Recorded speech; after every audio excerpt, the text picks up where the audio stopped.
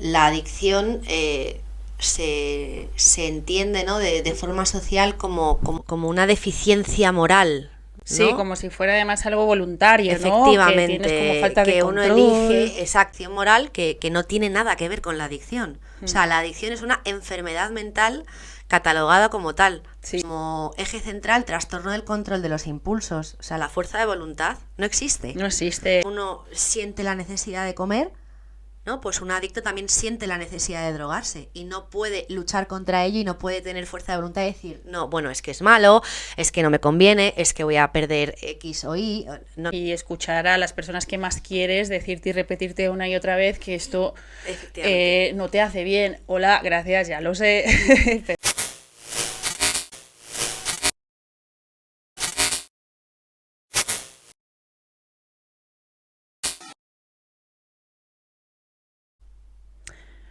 Muy buenos días, Andrea. Buenos días, Noelia, ¿qué tal? Muy bien, ¿cómo estás tú? Muy bien, muy agradecida de estar aquí contigo. Igualmente, o sea, eres nuestra primera invitada, ahora que sabes podcast. Pues oye, un honor para mí ser la primera invitada y espero que detrás de mí vengan muchos más. Sí, seguro, para hablar de un tema tan apasionante y tan necesario como es el de las adicciones. Absolutamente, sí. Me gustaría proponerte, Andrea, si puedes hacer una presentación de quién es Ujú. Andrea Bosques y qué te ha llevado a dedicarte al campo de las adicciones. Pues bueno, verás, yo en mis primeros estudios, ¿no? Me dediqué pues marketing y comunicación, que es en lo que he estado trabajando siempre, nada más con una buena trayectoria. Y, y bueno, una situación personal complicada, ¿no? Me llevó a encontrar lo que es mi pasión, ¿no? Mi verdadera vocación, que está del lado de ayudar a las personas. Es cierto que a mí siempre me había interesado mucho la psicología, la autoayuda, la sociología, ¿no? Esa forma de pensar de un psicólogo como observador, buscador de patrones, y ¿no? Para ver el por qué, ¿no? La raíz.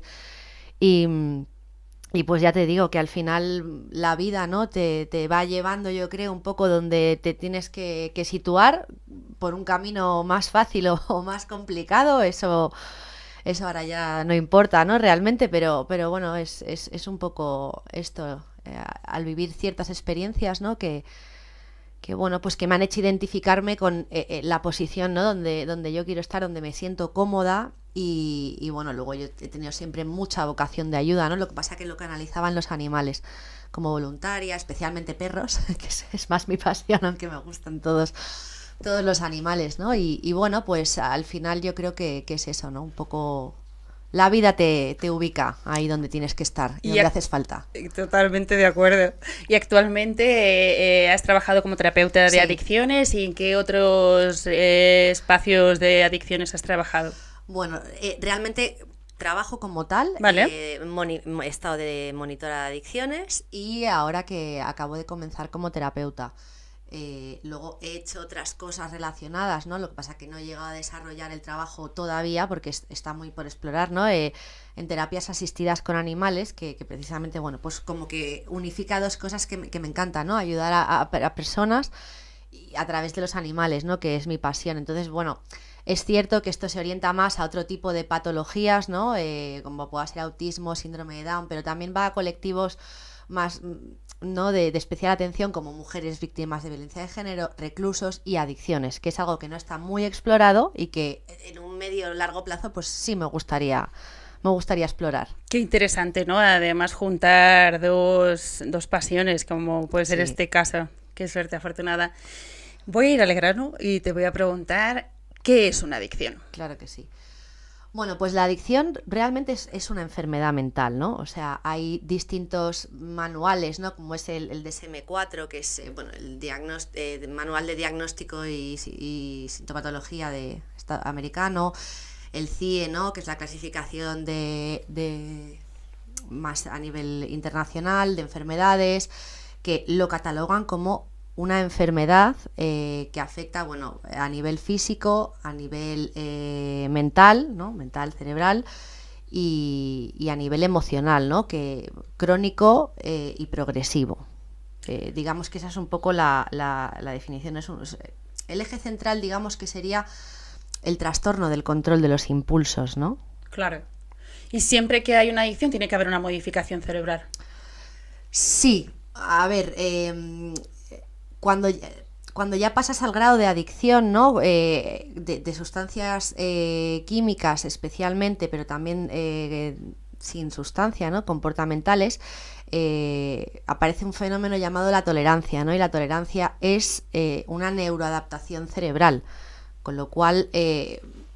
sí, claro, al final comprende distintos procesos que, de hecho, esta misma neuroadaptación es la que en un futuro, a lo mejor alguien que lleve 10 años incluso sin consumir, frente a un estímulo que el cerebro reconozca como similar o parecido, debido a esas neuroadaptaciones, aunque se vuelvan a modificar, ¿no? Y a intentar ubicarse un poco todo como en origen, ¿no? Antes de, pues puede volver a saltar, ¿no? Y a detonar ahí para provocar una recaída, por ejemplo. Que entiendo que es por lo que se habla de enfermedad mental crónica.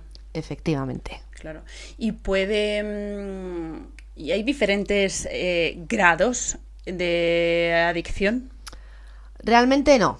O sea, o eres adicto o no lo eres. O sea, y de hecho, para reconocerse uno como adicto, ¿no? Y para trabajar con los pacientes, el hecho de estar metiéndose en grados, ¿no? Soy muy adicto, soy poco adicto, soy adicto solo para esto, para...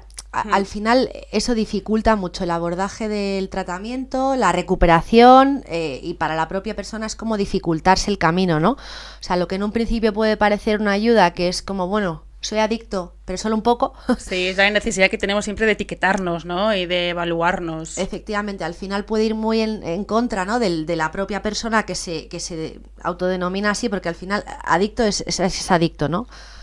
Y además eso, ¿no? Lo que hablaba antes de crónico, siempre se suele decir que un adicto es para toda la vida. Otra cosa es que a lo mejor estés en un control o digamos aceptación o transcurso de la enfermedad X, pero al final es como que se aprende a convivir con ello. Totalmente, claro. O sea, a ver, al final, o sea, es una enfermedad con la cual uno tiene que aprender a vivir, ¿no? O sea, no es solo el consumo, como siempre se dice, no es la punta del iceberg, luego viene todo lo que hay, ¿no? Por debajo, lo que motivó esos consumos.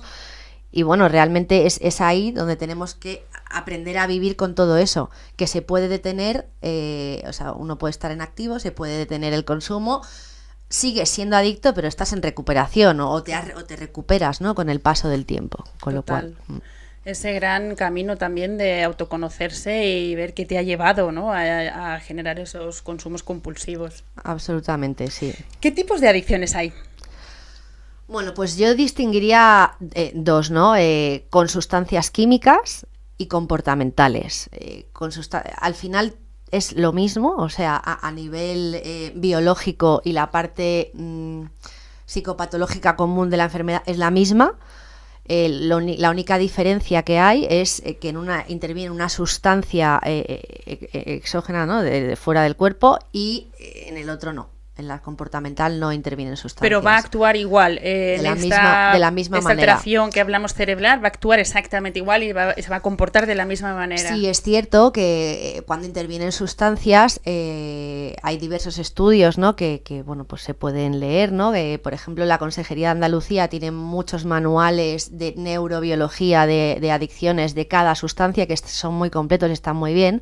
Ahí se puede ver pues que realmente con determinadas sustancias químicas más tóxicas.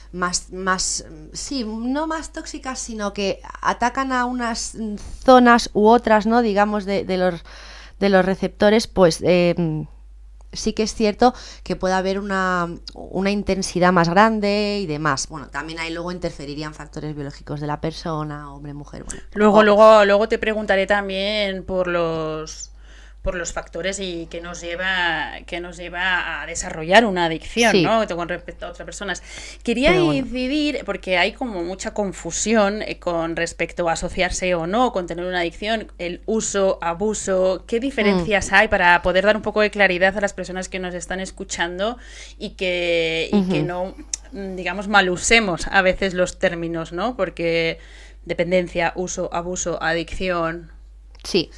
Bueno, pues mira, por un lado, que me parece interesante, bueno, hacer una matización antes, las adicciones químicas, pues por si alguien tiene alguna duda, ¿no? Pues a sustancias, cocaína, alcohol, cannabis, etcétera, bueno, y drogas de síntesis, fármacos legales, benzodiazepinas, también estaría incluido, ¿no? Alcohol. Como una droga, alcohol, sí. Y, y luego las comportamentales, como pueden ser pues adicción al sexo, adicción a las compras, hoy en día pues adicción al teléfono, ¿no? Y a las redes sociales y bueno, pues a nuestros propios pensamientos, o sea que al final si nos ponemos ahí hay un montón de, sí, de conductuales. Claro, al final la adicción es, bueno, lo que hablábamos un poco antes, ¿no? La incapacidad que tiene esa persona de gestionar la vida tal y como es. Entonces, para esto se va valiendo, ¿no? De distintas muletas, comportamientos o sustancias o lo que sea para poder lidiar, ¿no? Hacérselo un poco más efectivamente, fácil, ¿no? sí. Luego, pues lo que me preguntabas, ¿no? El uso. A ver, recordar, o sea, el consumo de drogas no pasa, o sea, no es gratuito. O sea, quiero decir, al final es una sustancia que metes en tu cuerpo, que es química, que no es buena, obviamente, ¿no? Entonces, quiero decir, al final, en mayor o menor medida tiene sus consecuencias, ¿no? Para el organismo humano. Esto es, pero bueno, me gusta recalcarlo porque, bueno, puede parecer, ¿no? Sí, que porque hay un uso recreativo en un sentido que parece como que es inocuo y que yo como no lo uso es. Poco, tal, pues... Efectivamente, no lo es. O sea, consumir drogas siempre tiene unas consecuencias mayores o peores y además realmente no sabemos cuáles van a ser. Porque depende también mucho de la persona, siempre hay unas guías, ¿no? Pero sobre todo no sabemos cuándo van a empezar a manifestarse. Y en el momento en el que se han empezado a manifestar, ya han empezado. O sea, y ya no hay vuelta atrás, ¿no? Este es el peligro un poco, ¿no? De consumir drogas, que es jugar a una ruleta rusa. O sea, drogas o también un poco la barra aquí sería si fuera conductual. O comportamientos, claro. Es cierto que un comportamiento no lleva un deterioro físico tan grande como una sustancia, no es evidente, pero al final a nivel mental y a nivel emocional la destrucción es la misma o mayor, o sea, quiero decir... Sí. Pero entiendo también que con las sustancias hay como más facilidad de generar esa... Sí. Por el uso, porque al final el uso, el abuso, etc. genera como más fácil adherencia. Sí, claro, que por a lo la mejor propia las conductuales, sustancia. yo creo que también un poco la complejidad está en que es más común que nos asociemos con uso de redes, que parece como más inocuo, también lo dice antes, y claro, no es tanto ahí el que lo usemos sabiendo que es algo negativo, sino la relación y el uso que hacemos de eso, ¿no? Porque al final tenemos como muy asociado que el tabaco, el alcohol, pues tiene estos efectos, pero los usos comportamentales como el sexo, pues redes o otro tipo de comportamientos, a priori no los tenemos detectados como negativos, pero al final ese uso y esa relación acaba comportándose como una adicción. Claro, a ver, ahí el matiz, más que qué hago, es desde dónde lo hago o para qué lo hago, ¿no? O sea, qué dificultad subyace de ese comportamiento, ¿no? ¿Qué es lo que quiero tapar o qué es lo que me siento incapaz de gestionar o lo que no quiero sentir, ¿no? Las emociones. Total. Realmente. Entonces, ese sería un poco la línea, ¿no? Que es muy difusa y también depende mucho de la persona, ¿no? Pero sería un poquitín la línea que podríamos marcar entre una cosa y otra. Uso, pues es una persona, lo que tú decías, ¿no? Alguien que consume sustancias o comportamientos, pues aparentemente sin consecuencias, ¿no? O con consecuencias que no le impactan directamente en su vida. La parte, bueno, de abuso es pues cuando, por ejemplo, la sustancia ya o el comportamiento empieza a amenazar ciertas facetas de la vida, ya no solo a nivel físico, ¿no? Pero de relaciones interpersonales y demás. La frecuencia y la intensidad va aumentando, pero sobre todo el impacto negativo en la persona, ¿no? y en el entorno. Y ya la adicción es cuando al final el eje central de la vida de esa persona es el consumo, sea él o ella consciente o no de esto, ¿no? O sea, al final es...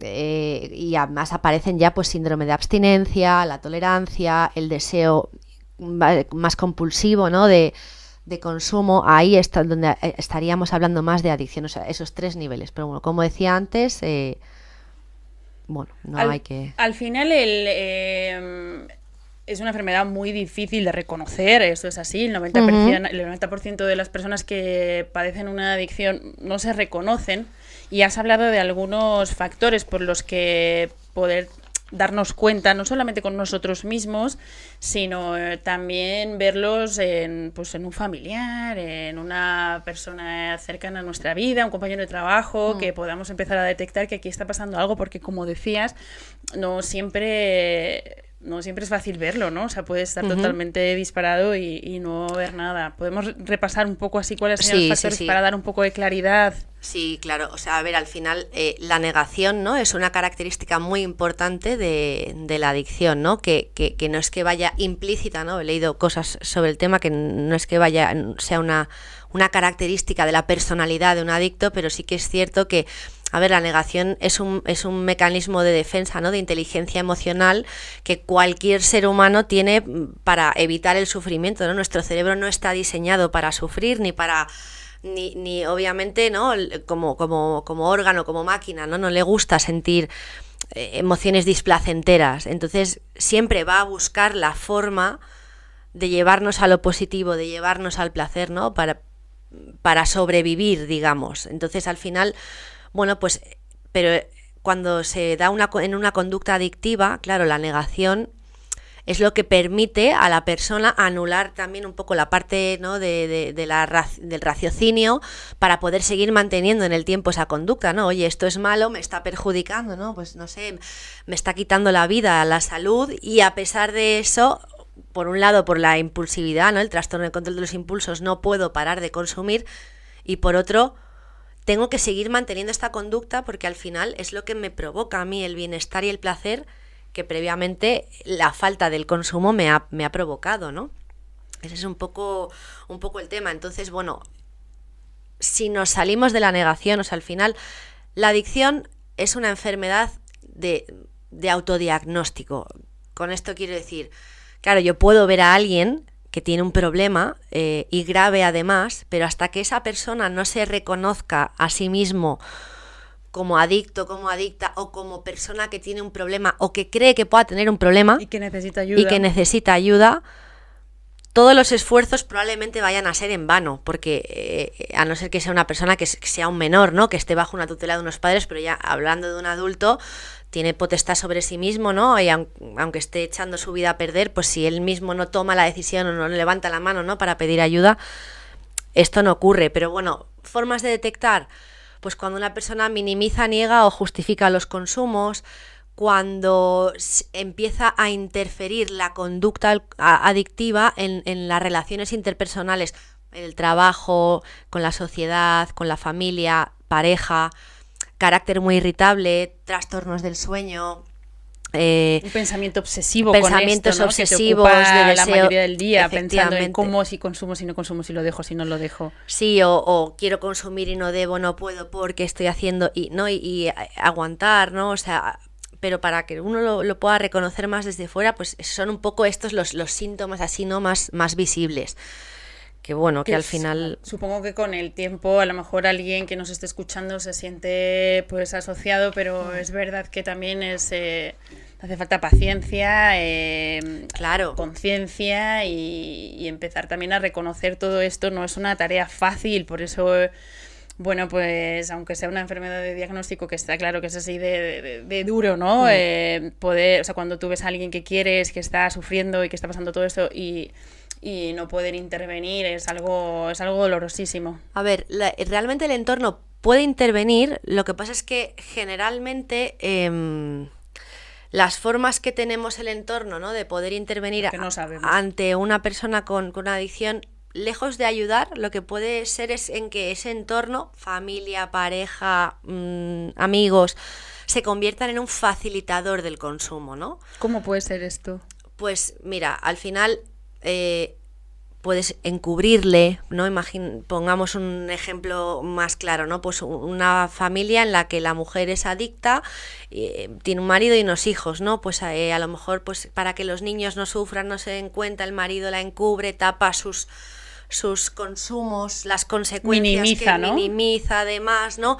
Y al final, sí, a lo mejor ellos luego pueden tener alguna discusión, alguna charla sobre el tema, pero realmente esa persona no está obteniendo consecuencias negativas por su consumo de parte de su entorno más cercano, ¿no? Entonces, eso se puede acabar convirtiendo en un facilitador del consumo para esa persona porque sabe que por más que haga, siempre va a ser perdonado, siempre...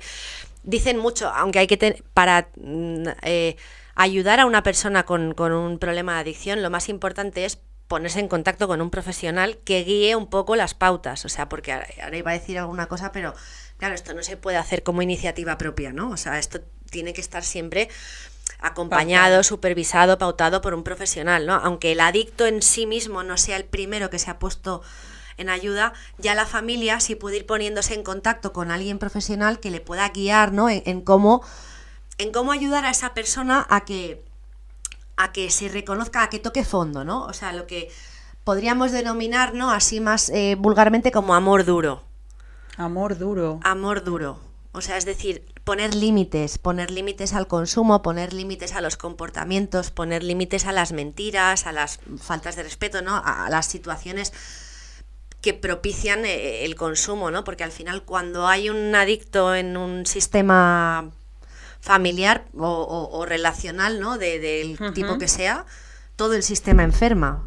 Al final, pues va afectando, ¿no? a todas las demás. Sí, que igual la causa estaba fuera y ha ido efectivamente, a uno, ¿no? O sea, sí, que la ha desarrollado esa persona, ese miembro de la familia, pero igual estaba ya, hay una familia adicta de por sí. Efectivamente, sí. Al final, normalmente alrededor del adicto se genera la codependencia, ¿no? Claro, también total. Que uno pues el adicto pues al final por su impotencia, ¿no? Ante las sustancias o el comportamiento se victimiza, ¿no? Porque es verdad que es una víctima, pero bueno, él se victimiza, ¿no?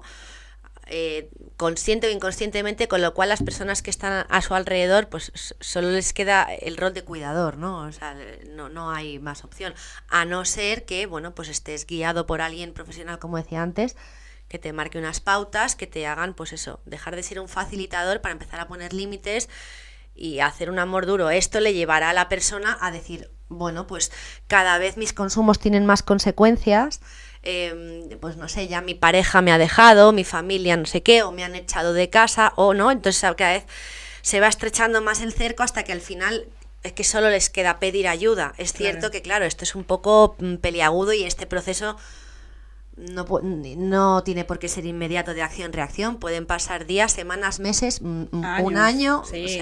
O incluso yo creo que también hay una parte en todo esto muy complicada, que es cuando eres un adicto funcional, que al final pues estamos como muy acostumbrados y muy asociados a que tiene que haber ese tocar fondo, ese que haya algo muy identificador de que has pasado la raya, etc., como pues eso, lo que comentabas, pérdida de trabajo, etc. Pero al final el consumo, un adicto puede ser perfectamente funcional en el día a día. Ahí donde crees que alguien que está detectando o qué manera de abordar, uno, que estás detectando en alguien de tu entorno que está siendo completamente funcional, pero que tú ves que hay un problema, qué cosas se puede aportar ahí, como estoy viendo esto, o es mejor no hacer, o es mejor decir, o porque al final eso, ¿no? Si tienes unas cosas tan claras y detectadas, pues al final lo que tú dices acaba siendo una encerrona que uno mismo dice, ostras, pues he tocado fondo. Pero si no, ¿cómo podemos acercarnos a estas personas que bueno, pues que a efectos hacia afuera no está habiendo ningún impacto? Solo se lo está comiendo por dentro y lo está sufriendo por dentro. Claro, eso es justo. O sea, efectivamente, a nivel, ¿no? O sea, si hubiera redactadas unas pautas, ¿no? Unos cánones sociales de lo que un adulto debe ser o lo que un adulto debe tener o las pautas o requisitos que debe cumplir, ¿no?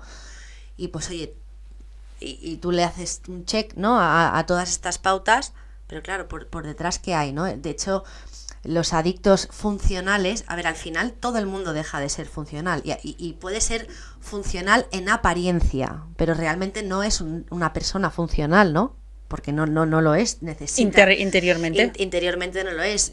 Tendrá la capacidad de no faltar al trabajo, de asistir o de de atender esas responsabilidades de cara afuera, pero la cuestión no es si las atiende o no, es cómo las atiende, ¿no? Sí. Cómo las atiende y qué impacto le genera a esa persona, porque claro, o sea, es que no está en sus facultades. Entonces, seguir atendiendo esas responsabilidades sin estar en tus facultades, consumiendo, es muy kamikaze, ¿no? Porque al final puede que explote. Te genera muchísimo más impacto interno, ¿no? Y emocional, de estrés, de, bueno, de lo exigencia. De exigencia. O sea, al final, la adicción tiene un final, ¿no?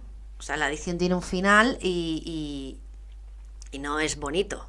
Entonces, llegará antes o llegará después, pero va a llegar. Sí, como dicen, ¿no? Que puedes acabar o en el hospital. Cárceles, hospitales o la muerte, sí. Total. El programa de los 12 pasos, por ejemplo, lo dice mucho, ¿no? La adicción solo tiene 3 opciones de final.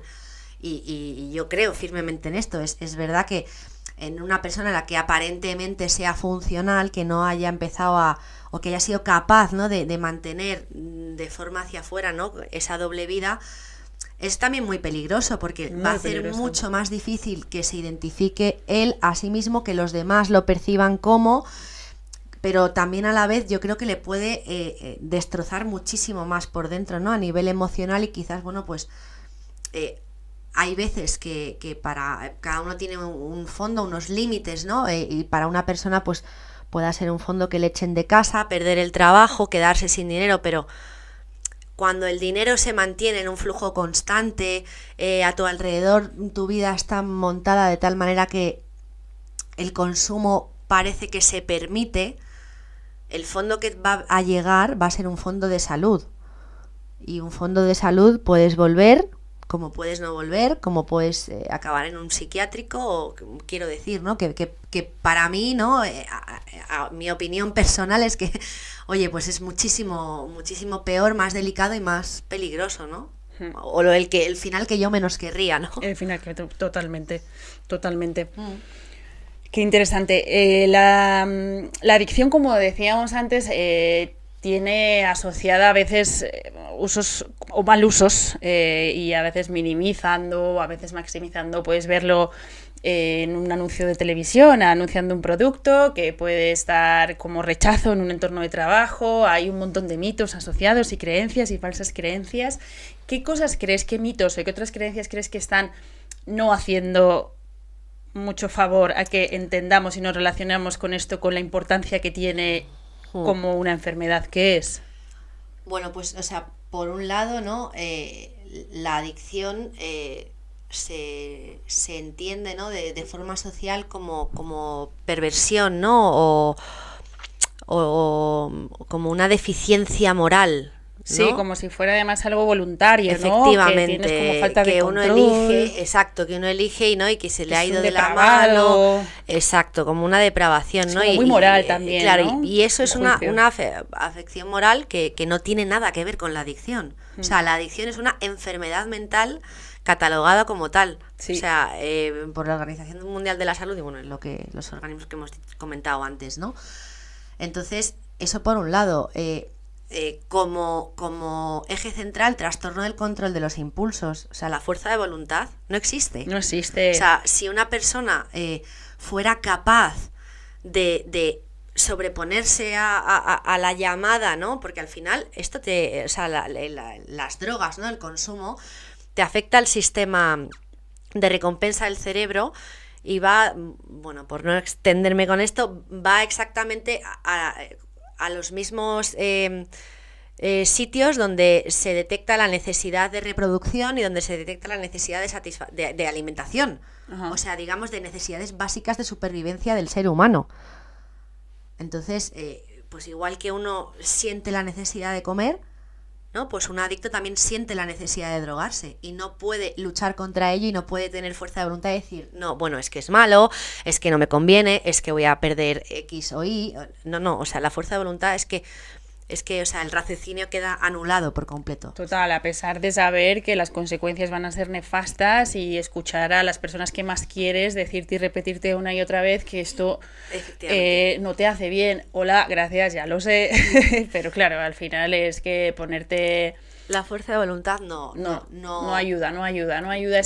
Esto aquí también lo decimos para todos, estas personas que todavía, por supuesto, desde el amor, porque no hay conciencia de cómo abordar todo esto, es muy desconocido y es normal que actuemos en base a nuestro dolor y lo que pensamos que es lo mejor para la otra persona, pero es importante no tratar y no banalizar estos comportamientos como si fuera responsabilidad de la propia persona, simplemente el dejar de consumir, ¿no? Y castigar y hablar, sermonar todo el tiempo. Al final no sé qué cosas serían las mejores. Puede ser hasta contraproducente. Seguro. Al final, bueno, esto es muy delicado, como hablábamos antes, ¿no? De qué manera empezar a abordar todo esto, y al final es mucha paciencia, información, y como decíamos, lo mejor siempre es pues preguntar, atender a ciertos centros especializados, y si estás con dudas, ver de qué manera es lo más efectivo poder empezar a poner este problema sobre la mesa. Sí, efectivamente. Luego también hay otros mitos, ¿no? Que puede decir, la cantidad y la frecuencia influyen.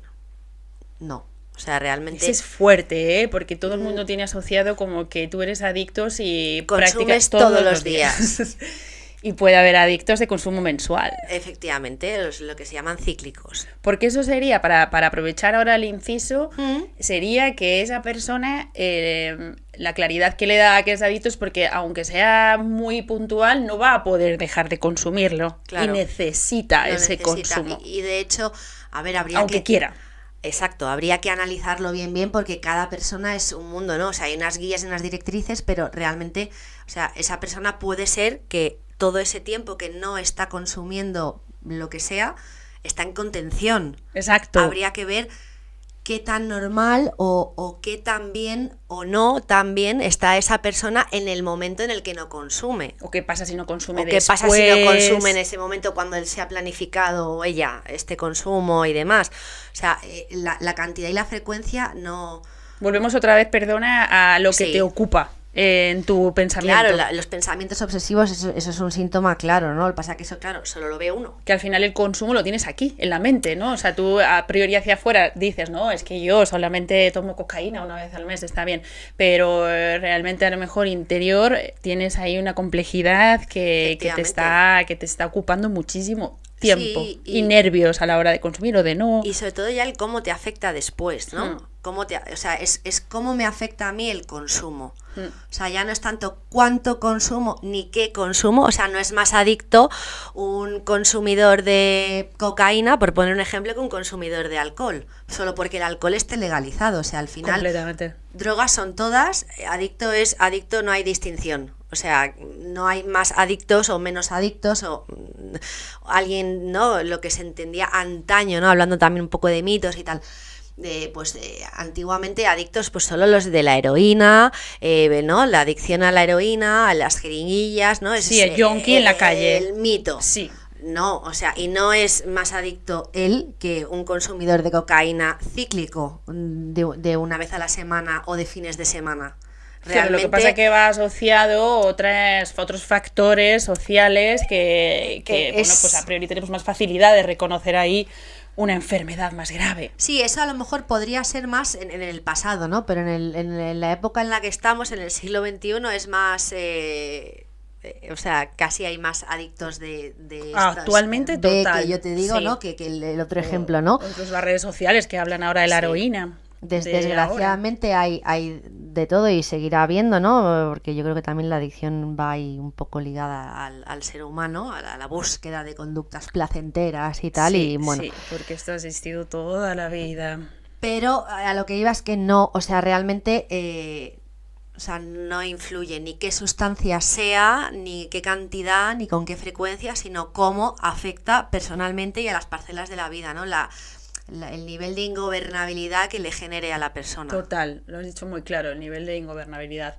Hablando de esto, ¿qué emociones van asociadas a este tipo de consumo? Como decías también antes, culpa, o por qué, o qué son los detonadores que... Porque al final esto es algo muy emocional, ¿no? O sea, esto nace de una reacción a algo que te ha pasado y que has vivido.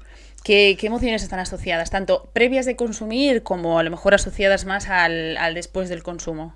Mira, Bueno, a cada quien le puede detonar, ¿no? Por así decir, una cosa. Bueno, aquí también ya estamos presuponiendo, ¿no? Que el consumo es el síntoma, ¿vale? De lo que hay por ahí. Interesante eso. Entonces, bueno, por un lado, bueno, las emociones son respuestas que tiene nuestro cuerpo, ¿sabes? De forma involuntaria ante cualquier estímulo, ¿no? Que nos hacen también ser más adaptativos con el entorno.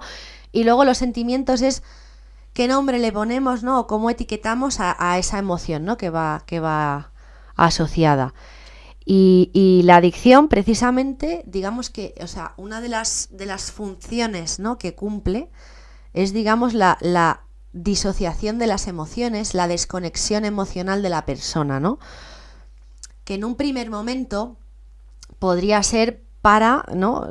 Digo, suponiendo, ¿no? Que la adicción como síntoma, que en un primer momento podría servir para, pues bueno, una angustia, ¿no? Que un individuo tenga, ¿no? De cualquiera de sus sistemas de apego, una angustia, una frustración, pues bueno, al final empiezan a intervenir otros factores, da con las sustancias o con el comportamiento, el cual le apaga temporal y momentáneamente esa frustración, esa angustia, ¿no? Ese sufrimiento. El sufrimiento, efectivamente. Y luego es el propio consumo, cuando uno lo repite y lo va alargando en el tiempo, ¿no? En la frecuencia y demás, genera también, por la neuroadaptación que hablábamos, pues unas depresiones químicas, ¿no? que son reales, que se manifiestan de una forma fisiológica en el cuerpo, ¿no? Entonces, al final esa persona, claro, tiene que volver a repetir esa conducta de tal forma que vuelva a paliar esa angustia, ese sufrimiento. Paradoja, ¿no? Pero ya no el originario primario que le llevó a uno a lo mejor a consumir, sino ya el propio generado por la sustancia o el comportamiento, ¿no? Claro, porque si por el cerebro fuera, una vez que pulsas ahí, ¿no? En ese centro de recompensa, le encantaría poder estar permanentemente en ese estado de placentero, ¿no? De liberación de endorfinas, serotonina, los neurotransmisores ahí revolucionados a nivel cerebral, ¿no? Me estoy total. Refiriendo, ¿no? Pero claro, eso no es un estado natural. Entonces, en cuanto ese estado, ¿no? decae, vuelve otra vez. ¿Y qué pasa? Que entonces nos encontramos con dos problemas, el originario y el nuevo de consumir. Entonces, claro, ya se empieza a generar de una forma más grande la necesidad de cortar esas sensaciones displacenteras, porque no se pueden decir negativas, ¿no? Es que iba a decir emociones positivas y negativas, no, hay placenteras y displacenteras. Me parece muy apropiado. Sí, y realmente al final, yo por lo que he podido ver y tal, creo que el detonante principal, ¿no? de un adicto, yo creo que la emoción o sentimiento, ¿no? Es el vacío. Es el vacío. Que la necesidad de querer llenar algo que a priori no sabes muy bien qué es, que a veces se dice que incluso es una búsqueda espiritual, ¿no? O sea, o algo que... Sí. Que no tienes nada detectado, ¿no? Pero es esa sensación de vacío interior que, bueno, pues uno no sabe bien ni a qué atribuirlo, ni con qué llenarlo, ¿verdad? Entonces, pues si vienen a caer en tus manos pues determinadas sustancias o comportamientos o tal, que bueno, pues nuestro cerebro las probó, lo registró como bueno, pues el cerebro está diseñado para, oye, cuando tú vuelvas a sentir esto que no nos gusta, repite esta conducta, que acuérdate que lo corrigió y nos fue bien, ¿no?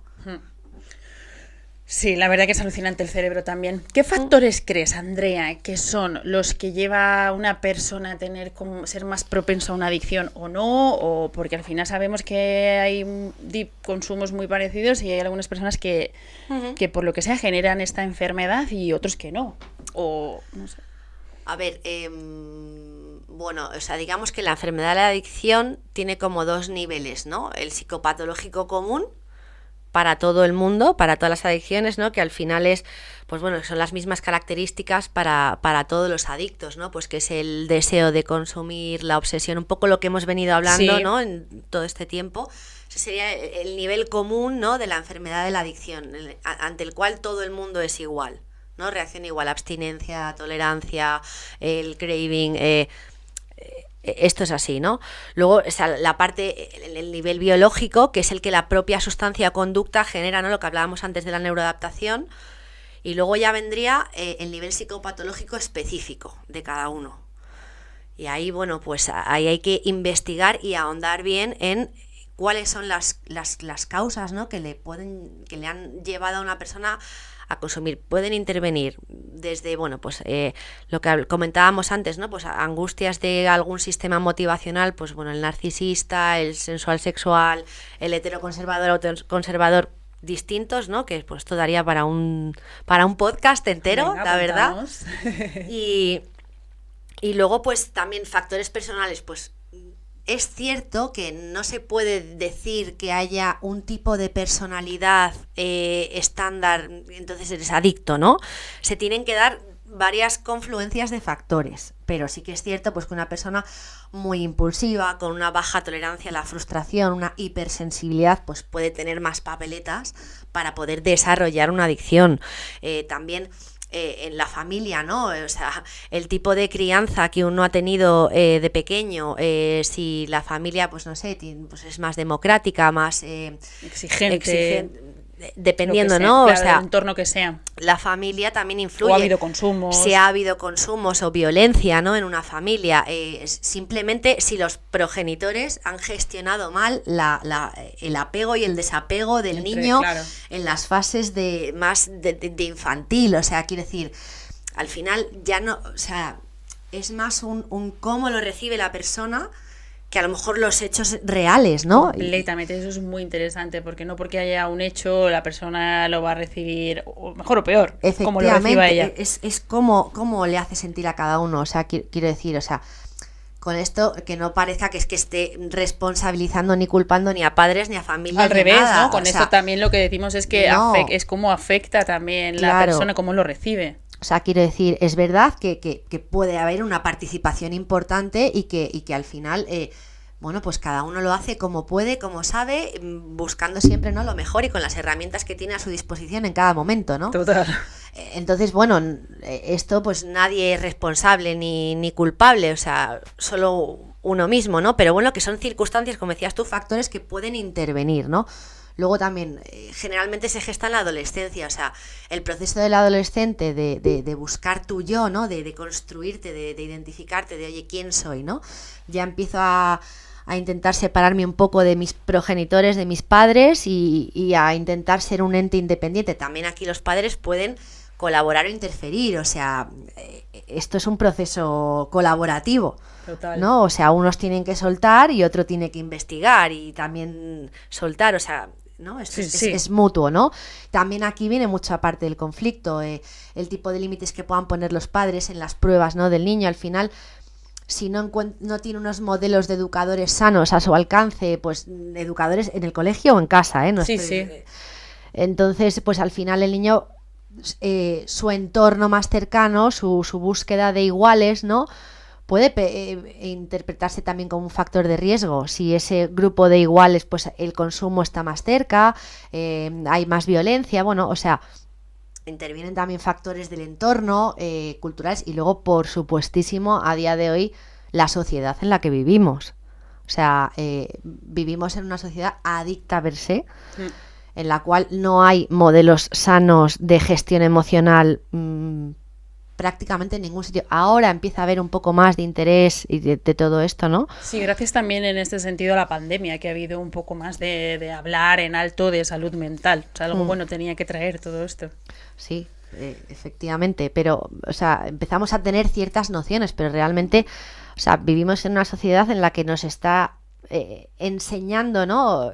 De nuestra cultura es como, es de consumo compulsivo y atajos para todo, no esperar los procesos, no cultivar la paciencia, atajo para esto, ¿no? Está muy bien la tecnología, que nos ha ayudado mucho a economizar nuestro tiempo o gestionar nuestro tiempo de otra manera o efectivizar nuestro tiempo, pero realmente también está impulsando que todo se acelere mucho más, y en personas que puedan tener una tendencia con lo que he dicho, ¿no? Pues unos factores familiares, del entorno, personales, la disposición también de la sustancia o de la conducta cerca, etcétera, etcétera, pues va sumando y al final, ¡pum!, llega, ¿no? Porque esta era de la inmediatez también es un poco lo que pide, ¿no? Total. El todo ya. Sí. Aquí, ahora, venga, comida rápido, relaciones rápidas, mi tiempo vale oro y luego, ¿para qué, no? O sea, ¿qué valor le das? ¿Qué haces con todo ese tiempo, no? Que se supone que te ahorras con la tecnología, ¿en qué lo inviertes después en ti? Realmente no, es tiempo que se va y que no vuelve y que es una rueda, ¿no? Que se retroalimenta. Al final es ahorro tiempo en esto, pero para poder así hacer más cosas y generar más consumismo, más compulsión, más, ¿no? Una rueda, ¿no? Que yo creo que no sirva esto como excusa, que no es la sociedad, ni los padres, ni la familia, lo que nos lleva a... Pero sí que es cierto que son factores que uno, sumando con el otro y con otro, pues son un caldo de cultivo que favorece, efectivamente. Sí, total. Andrea, me parece muy interesante todo lo que hemos compartido. Creo que para este primer podcast hay una introducción maravillosa. Será un placer traerte en alguna otra ocasión para poder abordar otros temas que se me han quedado también por ahí, preguntarte. Antes de cerrar, te quería hacer una última pregunta para dar un poco también de información de qué tipos de abordajes hay relacionados con el campo de las adicciones y dónde puede ir una persona si se encuentra ahora mismo en una situación de este tipo. Vale, a ver, atendiendo al coste, ¿no? Por así decir, pues hay recursos públicos y gratuitos y privados. Públicos gratuitos, estamos en Madrid, pues cada comunidad autónoma tiene un centro integral a la drogodependencia, que en cada comunidad, como digo, se llama de una distinta manera. Aquí en Madrid es el CAID, ¿no? Centro de Atención Integral al Drogodependiente, por ejemplo. De las adicciones. Y entonces ahí, pues se puede acceder a través del sistema de salud, preguntando al médico de cabecera. Hoy en día, pues la tecnología tiene algo bueno, buscando en internet, ¿no?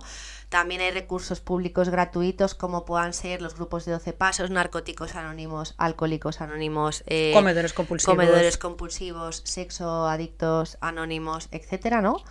Que también son públicos y estos gratuitos. Centros puede ir alguien sin más, aparecer, buscar en internet. Puede ir cualquiera. O sea, un día vas y te plantas ahí y hoy es mi primer día. O sea, no hace falta concertar. En los grupos de 12 pasos no. En los CAI de centros de atención sí, pero si tienen teléfonos de atención o se puede concertar cita a través del centro de salud del barrio, del que sea, y se puede acceder. Y luego también están los centros privados, que tienen un coste, cada uno el suyo, y tienes centros ambulatorios, centros de día, centros de ingresos, y luego dentro de ahí hay distintos abordajes terapéuticos, ¿no? Pues terapias individuales o de grupo, el modelo cognitivo-conductual, el modelo Minnesota, integrador, hay centros también de 12 pasos, de sistémicos, en fin, ¿cuál es mejor? ¿Cuál es peor? Todos son buenos. O sea, es que supongo que también como se sienta uno también alineado, como todo en la vida, ¿no? Efectivamente, o sea, no hay un tratamiento mejor ni que otro. Simplemente hay uno que se pueda adecuar más a ti que otro. Y en ese momento de tu vida, en ese momento, al final eso también influye. Yo creo que todos siempre son como etapas que van sumando unas a otras. Efectivamente, hay distintas personas, distintos momentos y distintos procesos, para lo cual, pues te puede venir bien uno u otro modelo, ¿no? Lo más importante, informarse bien. ¿No? Informarse bien, que hoy en día gracias a internet, ¿no? Y pues es mucho más fácil, y preguntar, ¿no? Entrevistarse con distintos centros públicos, privados, el que pueda permitirse esta opción, ver los distintos abordajes que tienen. En todos le van a ayudar, porque al final el objetivo que persiguen todos es dejar de consumir, ¿no? Sí. Y rehabilitar a la persona para la vida. Unos de una forma u otros de otra, pero el objetivo que persiguen todos es el mismo, ¿no? Entonces, pero ver uno dónde se encuentra más a gusto, si en terapia individual, en terapia de grupo, Total. Bueno, dejaremos en las notas de este podcast tu contacto como terapeuta de adicciones, para que alguien pueda contactarte si se ha sentido asociado y abrazado por todo lo compartido, que espero que sí. Para mí ha sido muy rico, hemos abordado muchos puntos, podríamos haber profundizado, como también has dicho, muchísimo más en cada uno de ellos. Esto es una invitación para invitarte de nuevo y poder a lo mejor especializarnos en alguna de las áreas que hemos hablado. Una vez más, Andrea, muchísimas gracias por tu tiempo. Ha sido un placer tenerte en este primer episodio, nada más y nada menos. Bueno, muchísimas gracias a ti, Noelia. La verdad es que para mí es un honor estar aquí contigo, inaugurar, ¿no? Abrir esta ronda o esta serie de podcast y sobre todo para mí es muy importante dar a conocer a la sociedad, ¿no? Hacer una divulgación sana, honesta y sincera de lo que es la enfermedad de la adicción, de que hay soluciones, de que hay salida, que la gente se recupera y que una mejor vida es posible, tanto para el adicto como para la familia o el entorno. O sea que yo también estoy súper agradecida de que me hayas dado la oportunidad. Qué bien, Andrea. Muchas gracias. A ti.